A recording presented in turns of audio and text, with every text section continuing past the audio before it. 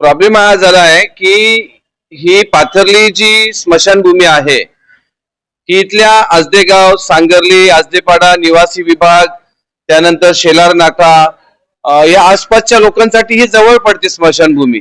मागील 2-2.5 वर्षापासून ही स्मशानभूमी बंद आहे. याचं रिनोव्हेशनचं काम चालू आहे. काम एवढं स्लो चालू आहे की बस माणसं येत आहेत, काम करतायत, निघून जात आहेत. परंतु आता इथे जर कुठला मृत्यू झालाच आमच्या इथे, आता परवा देखील आमच्या इथे एक मृत्यू झाला. किसन जोशी आमचे मामा होते, त्यांचा मृत्यू, तर आम्हाला दत्तनगरला इथून बॉडी न्यावी लागते अंतिम संस्कार करण्यासाठी.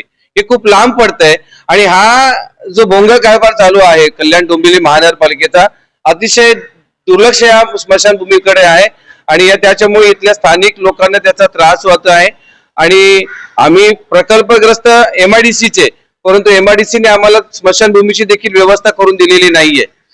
तर माझं म्हणणं आहे की आज जर आवाज तिथपर्यंत पोहोचलाच तर लवकरात लवकर या स्मशानभूमीचं काम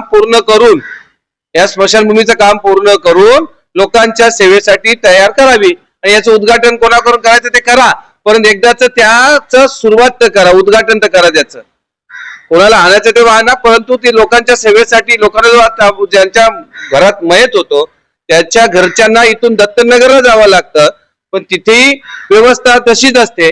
परंतु इथे जर झाली तर बरं होईल, एवढंच मला बोलायचं आहे.